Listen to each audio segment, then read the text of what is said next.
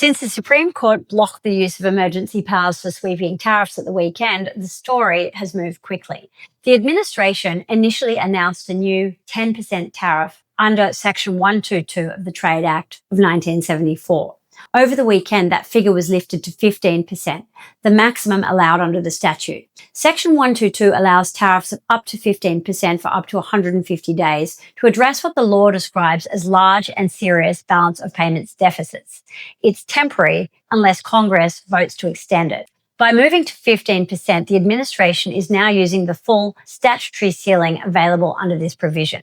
There's already some ambiguity. Australia's Trade Minister, Don Farrell, pointed out that the executive order signed in response to the court's ruling still refers to a 10% figure. The 15% rate has so far appeared in presidential statements on X rather than in an updated formal order. And so trading partners are left asking a pretty straightforward question. Is the operative rate 10% or 15%? For businesses, that difference feeds directly into landed cost. There is also a specific implication for Australia. Under the original Liberation Day tariffs, Australia was subject to a 10% tariff rate, the lowest level globally. If the new Section 122 tariff settles at 15% and applies universally, Australia would face a higher tariff burden than before, despite the Supreme Court ruling that narrowed the earlier legal pathway. So the mechanism has changed. The exposure, however, may not really have improved.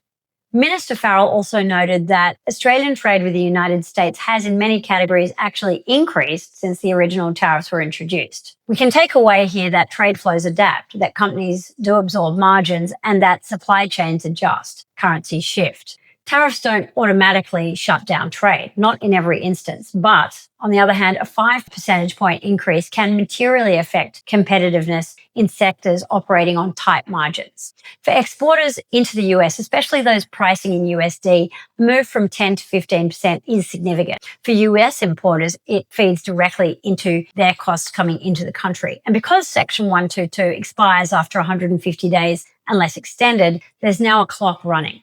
Businesses have to decide whether to treat this as temporary, whether to renegotiate contracts, or whether to assume Congress will extend the tariff. The Supreme Court clarified one boundary for us, but within days, the tariff rate moved to the maximum available under the next statute. For internationally scaling businesses, the key question is no longer simply whether tariffs exist. It's how quickly they can shift and how those shifts affect pricing, contracts, and market strategy. In the next episode, we'll step back and look at the broader tariff authorities that remain in place because Section 122 is only one piece of a much larger trade framework.